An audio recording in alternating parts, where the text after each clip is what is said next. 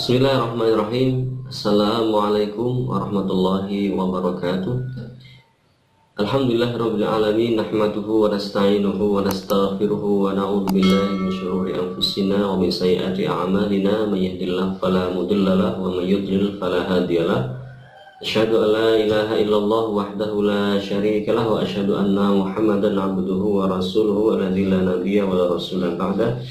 Allahumma salli ala Muhammadin wa ala ali Muhammad kama sallaita ala Ibrahim wa ala ali Ibrahim innaka Hamidum Majid, wa barik ala Muhammad wa ala ali Muhammad kama barakta ala Ibrahim wa ala ali Ibrahim innaka Hamidum Majid. Allahumma la ilma lana illa ma 'allamtana innaka antal alimul hakim. Allahumma arinal haqqa haqqan warzuqna ittiba'ah wa arinal batila batilan warzuqna ijtinabah. Allahumma la sahla illa ma ja'altahu sahla wa anta taj'alul hazna idza syi'ta sahla. Rabbi shrah li sadri wa yassir li amri wahlul 'uqdatam min lisani yafqahu qawli. Amma ba'd. Puji syukur mari senantiasa kita panjatkan kehadirat Allah Subhanahu wa taala yang telah memberikan limpahan nikmat dan karunia kepada kita semuanya, dan khususnya kita senantiasa diberi kelimpahan nikmat berupa kesehatan dan kesempatan, dan yang paling utama adalah nikmat sehat, nikmat iman dan Islam. Mudah-mudahan kita senantiasa dibimbing Allah Subhanahu wa taala untuk senantiasa bisa mensyukuri nikmat-nikmat yang telah Allah berikan tersebut, dengan senantiasa menjalankan ketakwaan, ketaatan kepada Allah Subhanahu wa taala. Tidak lupa salat dan salam mari senantiasa kita aturkan pada junjungan kita Nabiullah Muhammad SAW, Nabi akhir zaman, penutup para nabi, dan juga kepada keluarga, sahabat, dan pada setiap umatnya yang senantiasa istiqomah mengikuti petunjuk dan sunnah-sunnahnya hingga datangnya hari pembalasan. Sahabat tadabbur Quran dimanapun berada, pada kesempatan pagi hari ini kita akan sedikit mengkaji ayat-ayat Allah Subhanahu wa taala. Kita akan mentadabburi beberapa ayat-ayat Allah yang tertulis dalam Al-Qur'an, dalam kitabnya, dan melanjutkan pada ayat yang kemarin, surat Al-Baqarah ayat 40 dan 41. Sahabat dimanapun berada, Allah SWT berfirman, A'udzu billahi minasyaitonir rajim. Ya bani Israil adhkuru ni'mati allati an'amtu 'alaikum wa aufu bi ahdi ufi bi ahdikum wa iyaya farhabun. Ya, artinya, wahai bani Israel, ingatlah kalian atas nikmat-nikmatku, nikmat-nikmatku yang telah aku anugerahkan atas kalian. Wa aufu bi ahdi ufi bi ahdikum, dan penuhilah oleh kalian, ya, tunaikanlah oleh kalian janjimu, ya, kepadaku, ya, janji kalian, janji Bani Israel kepadaku, kepada Allah SWT. Ufi bi ahdikum, maka aku akan penuhi janjiku kepada kalian. Wa iya ya farhabun, dan hanya kepada akulah hendaklah kalian, ya, merasa takut, ya. Arhaba yurhibu farhabun, adalah kalian takut padaku. Wa aminu bima anzaltu musaddiqan lima ma'akum wa la takunu awwala kafirin bih, dan hendaklah kalian beriman, dan berimanlah kalian kepada apa yang telah aku turunkan yang membenarkan, musaddiqan, yang membenarkan, lima ma'akum, terhadap apa yang ada pada kalian. Wala takunu awwala kafirin bih, dan janganlah kalian menjadi orang yang pertama kali kafir dengannya, dengan apa yang telah aku turunkan kepada Muhammad SAW. Wala tastaru bi ayati tsamanan qalila, dan janganlah engkau membeli atau menjual ayat-ayatku dengan harga yang sedikit, menjual ayat-ayat Allah dengan membeli kesesatan dengan harga yang sedikit. Wa iya ya fatakun, dan hendaklah dan hanyalah kepadaku hendaklah kalian itu bertakwa, ya. Sahabat dirahmati Allah SWT, itu kemarin ayat yang kita bahas di video terakhir ya, di kajian yang terakhir. Mari kita lanjutkan pada ayat berikutnya. Saya bacakan surat Al-Baqarah ayat 42. A'udzu billahi minasy syaithanir rajim. Wa la talbisul haqqa bil batil wa taktumul haqqa wa antum ta'lamun. وأقيموا الصلاة وآتوا الزكاة واركعوا مع الراكعين أتأمرون الناس بالبر وتنسون أنفسكم وأنتم تتلون الكتاب أفلا تعقلون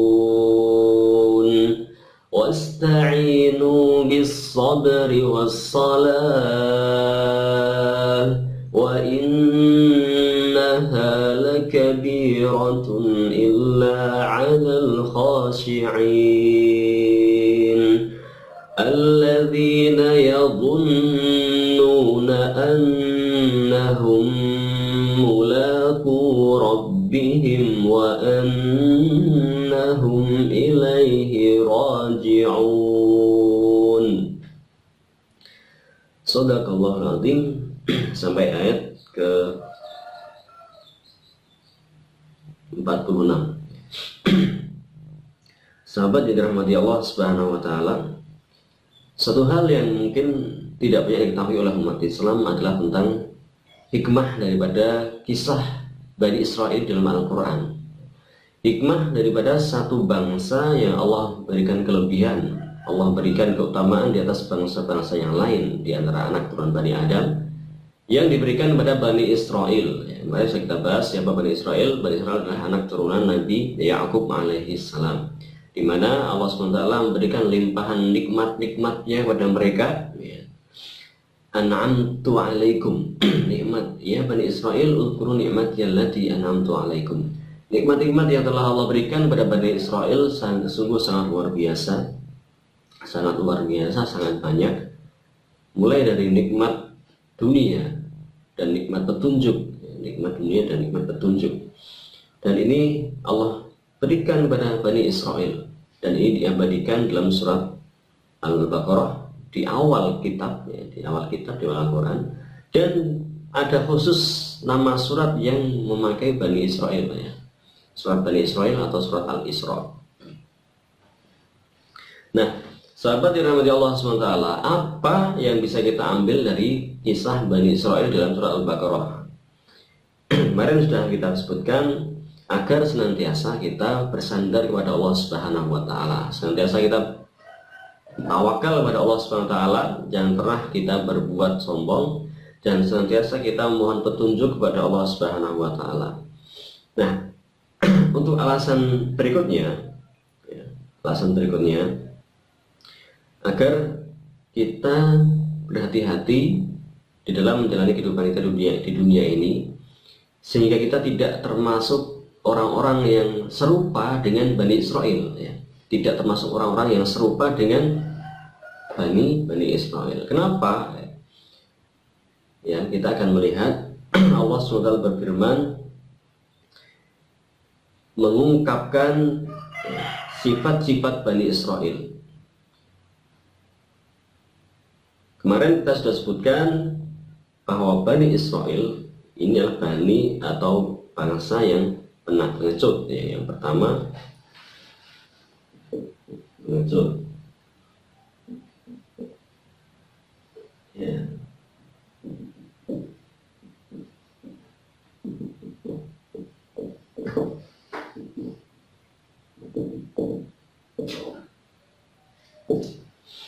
Yang kedua didasarkan pada ayat Ya Bani Israel uzkuru ni'mati allati an'amtu 'alaikum wa aufu bi'ahdi ufi bi'ahdikum wa iyaya farhabun ya.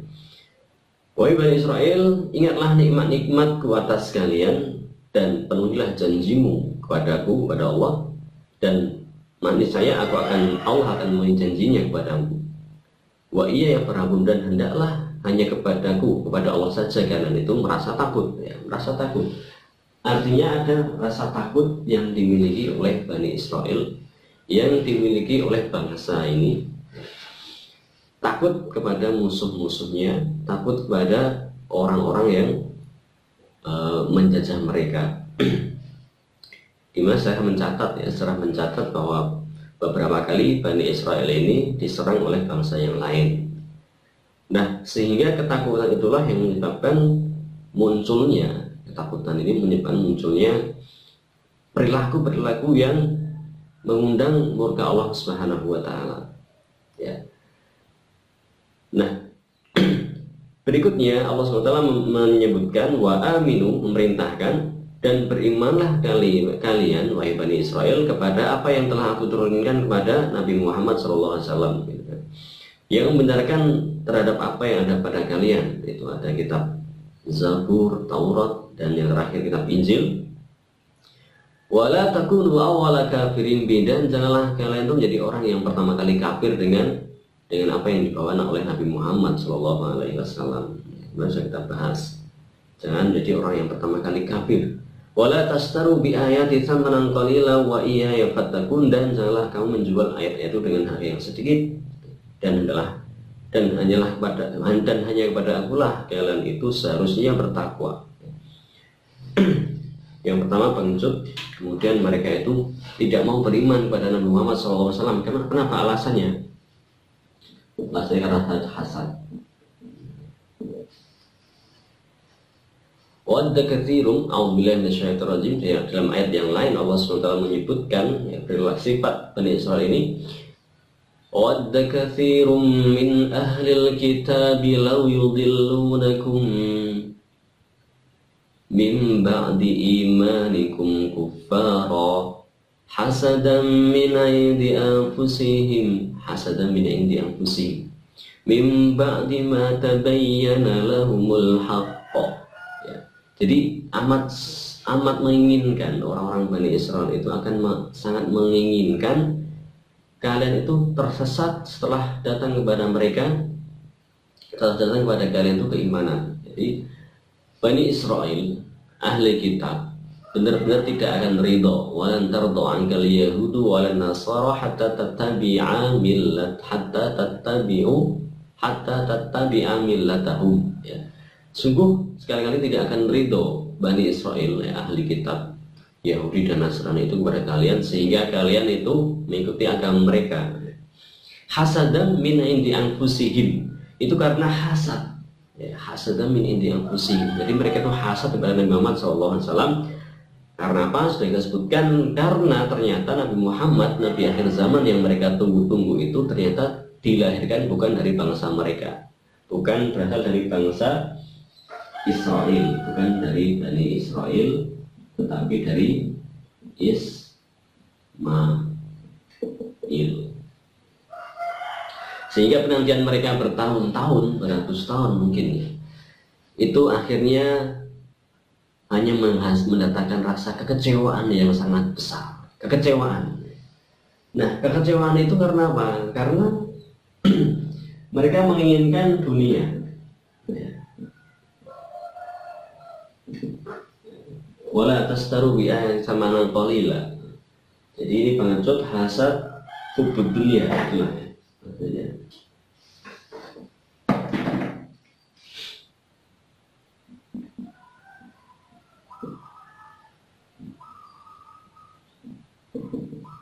Cinta dunia. Nah, bayangkan sahabat yang dirahmati Allah SWT, kaum yang Allah lebihkan dengan berbagai kemuliaan yang Allah berikan, baik itu kitab, baik itu kenabian, baik itu dunia dan segala isinya, ya, kesenangan duniawi yang tidak diberikan kepada bangsa yang lainnya, Allah berikan kepada Bani Israel. Dan pada akhirnya Nabi terakhir yang mereka nantikan, yang mereka harapkan itu menyempurnakan kemuliaan itu, melengkapi ya, kesempurnaan kemuliaan mereka sebagai bangsa pilihan Allah, ternyata Allah lenyapkan dalam satu waktu dengan diturunkannya diutuskan Muhammad SAW bukan dari mereka. Maka karena hati mereka yang sudah dipenuhi dengan kecintaan terhadap dunia ini, kedudukan, kemuliaan, satu derajat yang tinggi di sisi Allah Subhanahu wa Ta'ala di hadapan makhluk-makhluk yang lain, maka setelah mereka mencapai kesombongan yang sudah tidak bisa ditolerir lagi, kemudian Allah hancurkan, Allah lenyapkan kesombongan mereka, Allah runtuhkan ya kecongkaan mereka dengan ya diberikannya kemuliaan Nabi akhir zaman ini kepada bangsa Ismail, bangsa Arab, ya, bangsa Arab. Nah, sahabat dirahmati Allah SWT, maka lengkaplah ya kedengkian mereka kepada Nabi Muhammad SAW ini. Kemudian mereka pun ya, membuat ayat-ayat ya, atau merubah ayat-ayat Allah Subhanahu wa Ta'ala. Mereka membuat satu fitnah-fitnahan kepada Nabi Muhammad SAW, sehingga pada ayat berikutnya ya, Allah berfirman, wala talbisul haqqa bil batil wala taktumul haqqa wa antum ta'lamun. Dan janganlah kalian wahai Bani Israel itu talbisul haqq ya, mencampur adukkan. Ya, kita lanjutkan. Mohon maaf tadi terpotong sebentar. Kita sampai pada ayat wala talbisul haqqa bil batil wa taktumul haqqa wa antum ta'lamun.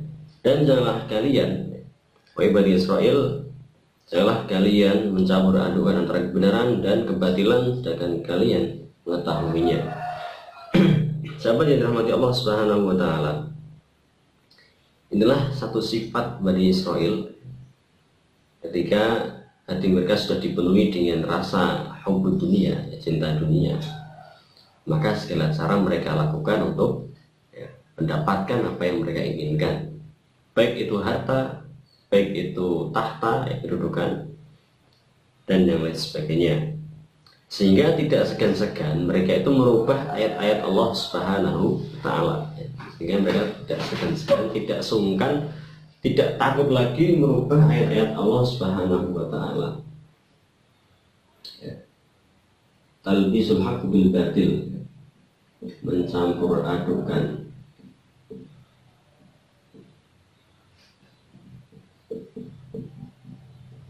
antara yang hak dan yang batil. Wala taktumul haqqa wa antum ta'lamun ya. Tidak hanya mencampur adukan, tetapi juga mereka menyembunyikan kebenaran yang mereka ketahui. Kebenaran yang dimaksud Allah SWT yang pertama adalah diturunkannya kitabullah kepada Nabi Muhammad SAW, diturunkannya Al-Quran kepada Nabiullah Muhammad SAW sebagai nabi akhir, nabi yang terakhir atau penutup para nabi. Dan ini diingkari oleh mereka, sehingga Allah buka kebobrokan karakter mereka ini dalam Al-Quran. Dan Allah sebutkan satu hal yang menjadikan cacat Bani Israel, yaitu wa antum ta'lamun, sedangkan kalian mengetahui. Artinya dengan sengaja, bukan karena tidak sengaja, tapi dengan kesengajaan, ya, dengan kesengajaan mereka itu mencampur adukan dan juga menyembunyikan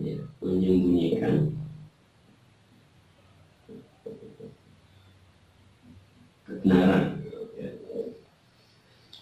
Kebenaran. Nah, ini adalah sifat-sifat yang Allah sebutkan tentang Bani Israel, di mana Allah SWT menghendaki pada kita, pada umat Islam khususnya, dan kepada seluruh manusia sebenarnya, agar kita tidak termasuk dalam golongan yang memiliki sifat-sifat seperti ini ya, pengecut itu pada dasarnya juga karena urusan dunia. Hasad itu juga ujung-ujungnya ke dunia, apalagi mencampur adukan antara hak dan yang batin, ujung-ujungnya juga masalah dunia. Jadi ternyata apa yang kita ambil, apa yang dapat kita simpulkan dari sini ya, sahabat yang Allah SWT, ternyata ketika Rasulullah SAW bersabda tentang akhir zaman nanti, keadaan akhir zaman nanti, di mana yusiku an tada'a alaikul umamu kama tada'al akalatu ila qas'atiha, sungguh akan sangat dekat masa terjadinya kalian itu seperti ya, hidangan yang dikerumuni oleh orang-orang yang mau makan.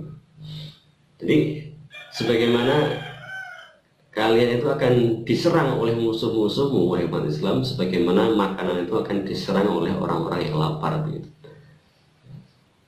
Kemudian para sahabat ketika itu yang berada di dekat Rasulullah bertanya, min killatin bina yauma idin, ya, min killatin bina ya Rasulullah, apakah karena jumlah kami ketika itu sedikit ya Rasulullah?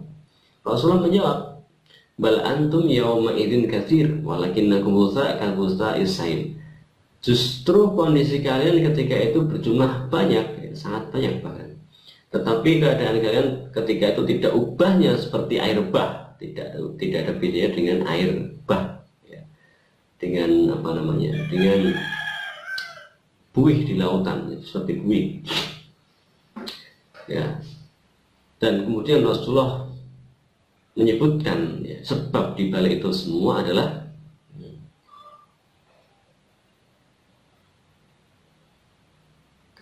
bahwa oleh karena kalian pada waktu itu Allah mencabut rasa takut dari hati musuh-musuh kalian, dan Allah menimpakan penyakit wahan di hati kalian. Pasal bertanya, apakah itu wahan wahai Rasulullah? Wahan, inilah yang dimaksud dengan wahan. Hubbud dunya wa karahiyatul maut, kata Nabi, mencintai dunia dan membenci kematian. Sahabat yang namanya Allah SWT, itu sabda Rasulullah SAW 1400 tahun yang lalu. Sebagaimana kita ketahui hari ini tidak jauh berbeda kondisi kita hari ini. Mungkin kebanyakan kita adalah orang-orang yang terkena penyakit wahan. Orang-orang yang terkena penyakit wahan ini berbagai macam tingkatannya, sebagaimana kita tahu.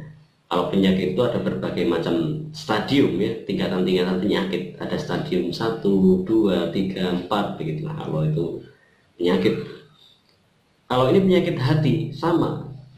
Penyakit yang menjangkiti setiap orang berbeda antara satu dengan yang lain.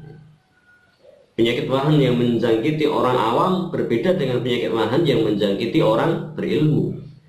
Penyakit wahan yang menjangkiti orang berilmu macam-macam. Tolakul ilmi, ada pengajar, ada ustaz, ada penceramah, ada ulama, ya. Itu juga berbeda-beda sesuai dengan kadar penyakitnya. Ya, maka hati-hati, mari kita berhati-hati. Penyakit wahan ini sedikit banyak akan mempengaruhi keimanan seseorang. Dan di akhir zaman ini, mari kita waspadai bersama, penyakit ini bisa jadi menghalangi kita dari mendapatkan petunjuk di akhir zaman, sehingga kita terhalang tidak bisa mendapatkan kemuliaan bersama dengan Imam Mahdi, tidak bisa mendapatkan kemuliaan untuk menjadi kaum akhir zaman yang menyaksikan berbagai kemenangan Islam, dan nanti akan bertemu dengan Imam Mahdi serta Nabi Isa alaihissalam. Awalnya apa? Awalnya adalah penyakit wahan, ya, merasa hasad dengan orang lain, hasad dengan temannya, hasad dengan saudaranya, hasad dengan orang yang dia belum kenal, ya, karena mungkin memiliki banyak ilmu, memiliki lebih tinggi ilmunya. Pengecut, ya, karena tidak berani menghadapi berbagai berbagai keadaan, berbagai hambatan, kemudian mencampur adukan antara yang hak dan yang batil demi mendapatkan kenikmatan, keuntungan duniawi, tanpa menghiraukan, tanpa mengindahkan peringatan-peringatan Allah Subhanahu wa Ta'ala, ya, tanpa memperhatikan sama sekali hadis-hadis tentang akhir zaman. Itu ujung-ujungnya akan sampai kepada penyakit wahan, ujung-ujungnya akan sampai kepada penyakit takut mati. Nah, mari kita senantiasa mohon dalam setiap akhir surat kita membaca Allahumma inna na'udzubika min adzabil qabr, min adzabi jahannam, min fitnatil mahya wal mamat, wa min syarri fitnatil masiihid dajjal. Itu senantiasa kita baca, tapi seringkali umat Islam tidak memahami maksudnya. Ya. Ini yang keempat, ya, mencampur adukan antara yang hak dan yang batil. Maka umat Islam harus waspada. Bila ada orang yang mencampur aduk antara yang hak dan yang batil, ya, nggak usah diikuti lah ya, nggak usah diikuti. Kita cukup ikuti saja apa kata Allah SWT dan apa kata Rasulullah Muhammad SAW. Lihat Quran, baca Quran, tadabburi Quran, kita lihat hadis, kita baca hadis. Wa aqimus sholata wa atuz zakata warka'u ma'ar raki'in. Dan perintah Allah Subhanahu wa taala kepada Bani Israil adalah perintah sholat, ya, sama dengan perintah kepada umat Islam. Wa aqimus sholat wa atuz zakata warka'u ma'ar raki'in. Meskipun sholatnya mungkin berbeda ya, sholat kita mungkin berbeda dengan sholatnya Bani Israil zaman dahulu, berbeda syariatnya, tetapi pada intinya sama ya. Mendirikan sholat sebagai bentuk ketaatan, ketundukan kita kepada Allah Subhanahu wa taala, sebagai bentuk ketakwaan seorang hamba kepada Tuhannya. Maka perintah sholat ini senantiasa ada bagi syariat Allah Subhanahu wa taala. Wa atuz zakah, dan yang kedua adalah perintah zakat ya. Warka'u ma'ar raki'in, dan rukuklah kalian bersama dengan orang-orang yang rukuk ya. Artinya sholat, zakat ya. Dan yang ketiga adalah berjamaah ya, berjamaah. Warka'u ma'ar raki'in, rukuklah bersama dengan orang yang rukuk. Ini sebenarnya syariat yang senantiasa ada sepanjang zaman. Nah, tetapi ya karena beberapa faktor sebelumnya, kemudian mereka Bani Israel ini kemudian mengabaikan perintah sholat, mengabaikan perintah zakat, ya, bahkan mengabaikan dalam hal berjamaah. Dalam berjamaah ini mereka mengabaikan. Nah, kemudian dan ini mengabaikan perintah Allah ya, mengabaikan perintah Allah SWT ya, mulai dari sholatnya, kemudian zakatnya, kemudian jamaahnya. Ini berarti sudah tidak beres ya. Nah, kemudian Allah SWT menyentil Bani Israel ini ya, atamuruna nasa bil birri wa tansawna anfusakum wa antum tatluna kitab afala taqilun. Apakah kamu wahai Bani Israel yang terkenal dengan banyak nabi, yang terkenal memiliki kitab-kitab langit, kitab-kitab samawi, apakah kamu itu ingin menyuruh manusia untuk berbuat kebaikan? Kamu suruh manusia untuk menyembah Allah, kamu suruh manusia untuk bersedekah ya. Nah, ini sebenarnya siapa sih yang membuat kekacauan atau membuat mencampur adukkan antara yang hak dan yang batil ini ya? Kalau boleh kita singkat ya, mereka adalah ulamanya Bani Israel, rahib-rahibnya Bani Israel, pendeta-pendetanya Bani Israel begitu. Orang-orang yang berilmu di kalangan Bani Israel itulah penyebab daripada penyimpangan yang terjadi di Bani Israel ya. Nah, mereka ini orang-orang yang berilmu, ya jelas berilmu. Sebagaimana hari ini mungkin banyak orang yang mengaku ustadz, banyak orang yang mengaku ulama, banyak yang memakai sorban, memakai jubah ya. Tetapi inilah peringatannya. Apakah kalian menyuruh manusia untuk berbuat kebaikan? Kamu suruh manusia untuk sedekah, kamu suruh manusia untuk membayar pajak, kamu suruh manusia untuk membayar ya biaya ini, biaya itu, dan sebagainya. Intinya kamu suruh manusia untuk mengeluarkan hartanya ya, untuk berbuat kebaikan ya, namanya orang berbuat baik itu masih mau mengeluarkan sesuatu dong. Kalau nggak mengeluarkan hartanya, mengeluarkan tenaganya, mengeluarkan ide gagasannya dan sebagainya. Intinya apa yang dia bisa berikan untuk orang lain itulah kebaikan, kebaikan akhlaknya, kebaikan perilakunya, tutur katanya. Kalau bisa kebaikan itu dibuktikan dengan ya dikeluarkannya harta. Ya. Nah, itulah bukti bahwa itu benar-benar baik. Nah, ulama Bani Israel ini menyuruh pengikutnya, umatnya untuk bersedekah. Pada akhirnya mereka memanfaatkan sedekah itu hanya untuk kepentingan mereka sendiri, ya. Kepentingan rahib-rahib, kepentingan ya berita-berita Bani Israel ya, di kuil-kuil mereka, sehingga tidak heran tidak sedikit didapati dalam sejarah ya, mereka itu menjadi musuh nabi-nabi setelahnya. Jadi karena kalangan ulama ini mudah tersesat, sudah terbuai dengan dunia, digoda oleh setan dengan dunia, dengan kekayaan dan harta dan sebagainya, dengan kedudukan. Bayangkan, umat itu ibarat domba kan, ibarat domba, gembalaan. Disuruh zakat mereka zakat, disuruh infak mereka infak. Kemana lari infak, kemana larinya sedekah, kemana larinya zakat mereka, ya ke pendeta-pendeta itu. Akhirnya dimanfaatkanlah oleh mereka, dimanfaatkan untuk ya, berfoya-foya, bersenang-senang. Dan tidak jarang pada akhirnya nabi-nabi yang diutus untuk meneruskan ajaran yang sudah mereka simpangkan ini dimusuhi oleh ulama-ulama, dimusuhi oleh pendeta-pendeta, sehingga tidak sedikit sejarah mencatat pada akhirnya ulama-ulama Bani Israel itu, pendeta-pendeta mereka itulah yang menjadi otak di balik pembunuhan para nabi. Jadi otak pembunuhan para nabi. Mereka menggerakkan umatnya untuk menyerang nabi yang Allah utus. Mereka menggerakkan umatnya untuk mendustakan apa yang dibawa oleh para nabi-nabi yang Allah utus di tengah-tengah mereka. Nah, inilah yang terjadi juga di tubuh umat Islam hari ini. Sahabat Allah SWT.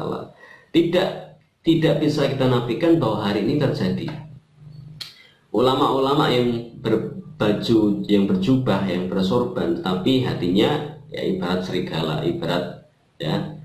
ibarat serigala. Mereka itulah ulama-ulama yang mirip dengan Bani Israel. Siapa? Wallahu alam. Sahabat bisa melihat sendiri, bisa mencari sendiri. Nah, di sini Allah Subhanahu wa Ta'ala menyindir orang-orang seperti itu dengan, apakah kamu menyuruh manusia berbuat baik ya, sedangkan kamu melupakan diri kamu sendiri?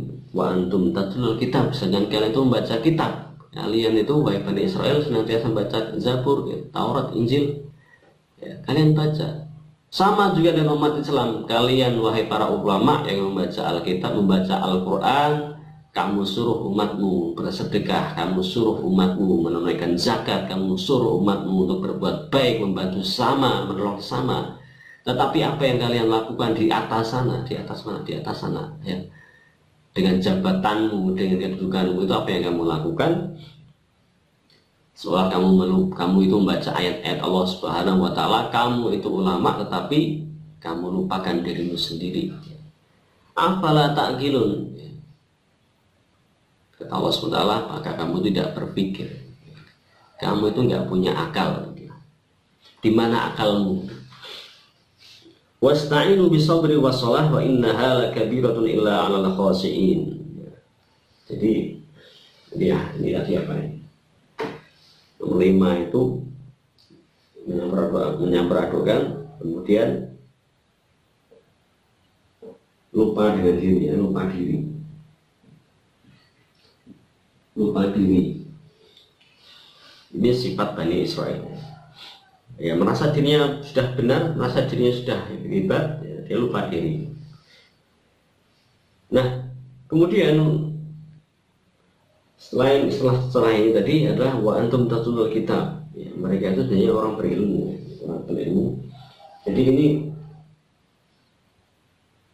berilmu tapi lupa diri, ya, berilmu tapi lupa diri. Berikutnya adalah wasta'inu bisabri wassalah, dan mintalah pertolongan dengan kesabaran dan sholat. Bisabri wassalah wa innaha lakabiratun illa 'alal khashi'in, dan sungguhnya itu ya, sholat itu lakabirah, sungguh berat, sungguh besar, berat. Illa 'alal khashi'in, kecuali bagi orang-orang yang khasyi', orang yang khusyuk. Alladzina yadhunnuna annahum mulaqu rabbihim wa annahum ilaihi raji'un, yaitu orang-orang yang senantiasa yakin, yadhunnun. Ini yang umum karena ini belum terjadi. tapi mereka yakin hal itu akan terjadi, bahwa nanti mereka akan bertemu dengan Tuhannya dan bahwa mereka kelak akan kembali kepadanya. Nah, itulah tanda orang khusyuk. Nah, perintah Allah ini adalah agar senantiasa menjadikan sabar dan sholat itu alat untuk meminta pertolongan kepada Allah Subhanahu wa Ta'ala. Nah, jadi bukan yang lain.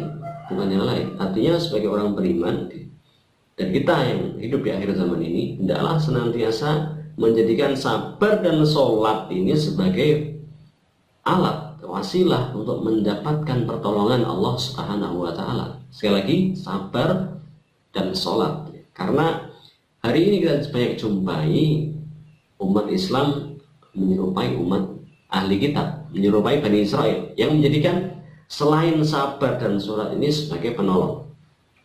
Contohnya, hari ini banyak sekali jamaah, banyak sekali gerakan-gerakan dakwah yang kemudian menyandarkan keberhasilan dakwah, keberhasilan perjuangannya itu pada sisi materi. Saya katakan tidak semua ada.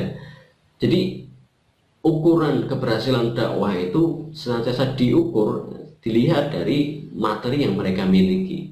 Materi itu tidak selalunya harus harta, materi itu tidak selalu harus kekayaan gitu. Tapi misalkan materi itu bisa saja ilmu itu materi yang nggak nampak, materi yang tidak kelihatan.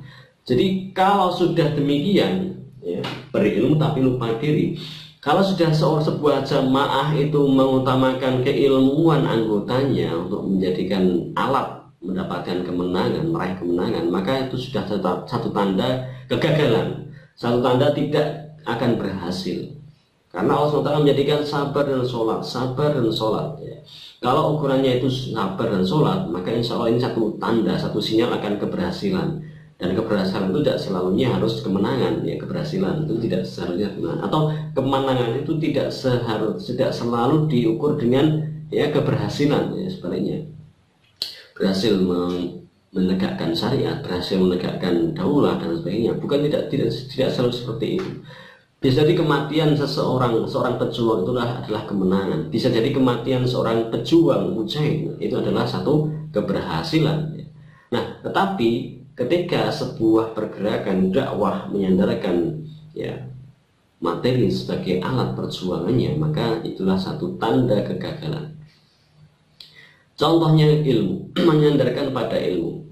Setiap ilmu pasti senantiasa bermanfaat, tetapi bila ilmu sudah dijadikan satu sandaran, bukan lagi ukurannya ketakwaan, bukan lagi ukurannya itu sholatnya bagaimana, kesabarannya bagaimana, tetapi yang dilihat adalah ilmu sudah sampai di manakah ilmunya, sudah sampai manakah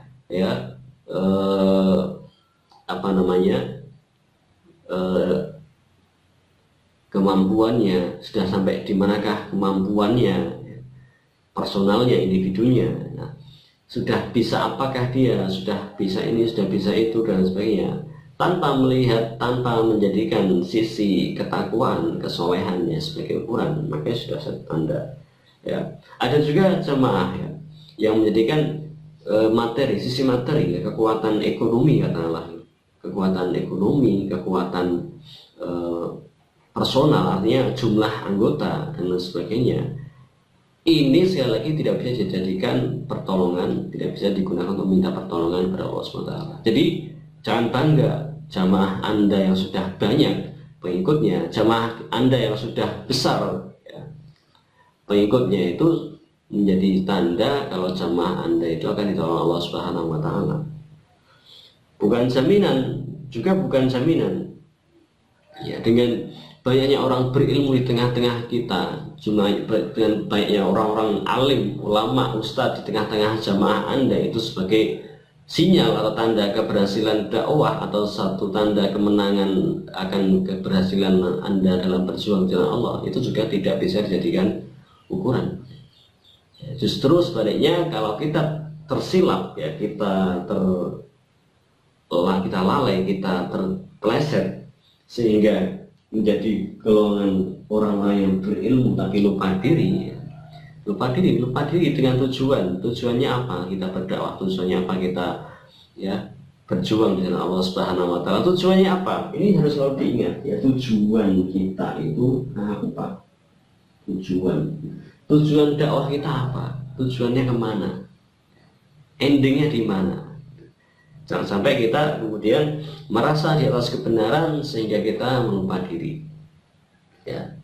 Dan ini adalah ending yang Allah sebutkan dalam ayatnya. Jadi sabar dan sholat itu sangat berat dilakukan kecuali oleh orang-orang yang khusyuk. Ya. Jadi tujuan ini adalah Allah sebutkan di akhir, illa 'alal khashiyin alladzina yadhunnuna annahum mulaqu rabbihim wa annahum ilaihi raji'un. Ya.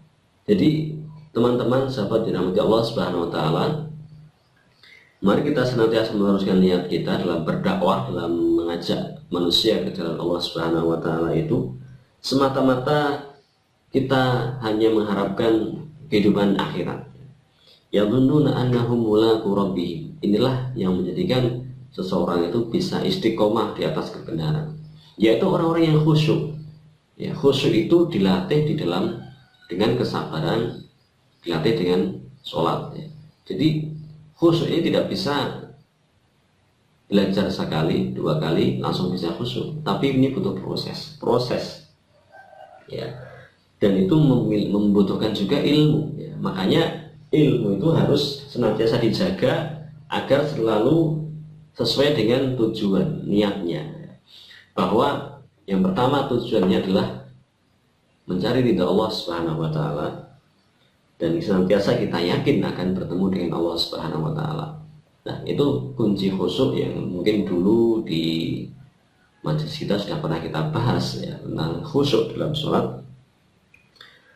Orang-orang yang khusyuk dalam sholat ini akan terbantu dengan senantiasa mengingat akan akhirat, mengingat akan perjumpaan dengan Allah Subhanahu wa taala.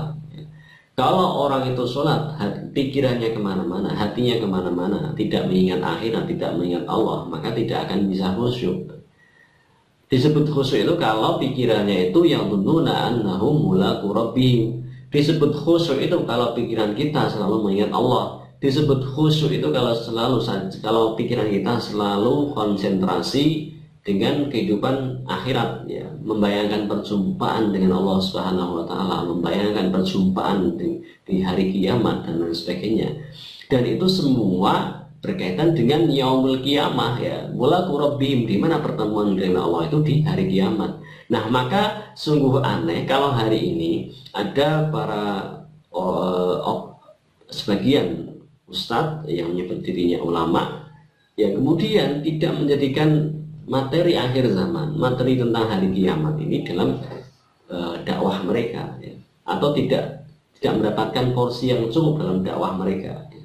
Bahkan sedikit sekali orang yang membahas akhir zaman di dalam kajian-kajian mereka. Padahal intinya di situ, ya. Intinya itu bagaimana dengan materi-materi akhir zaman seseorang bisa semakin dekat dengan Allah Subhanahu wa taala, karena semakin sering ingat dengan akhir zaman, semakin ingat dengan hari perjumpaan dengan Allah Subhanahu wa taala. Wa annahum ilaihi raji'un, sehingga dengan itu orang akan senantiasa ingat bahwa pada akhirnya semua itu akan kembali kepada Allah Subhanahu wa taala. Sehingga kalau sudah demikian, orang yang senantiasa hatinya terpaut dengan akhirat, terpaut dengan Allah, maka insya Allah keistiqomahan akan dia dapatkan, keistiqomahan akan senantiasa dia peroleh, dan akan terhindar dari godaan-godaan hubud dunia, wahan, akan terhindar dari godaan-godaan duniawi, dan hatinya akan dijauhkan dari penyakit wahan, dan akan dijauhkan dari takut dengan kematian. Karena nggak mungkin orang itu berharap berjumpa dengan Allah Subhanahu wa taala tanpa adanya kematian. Orang baru bisa berjumpa dengan Allah Subhanahu wa taala kalau sudah mengalami kematian, kan begitu.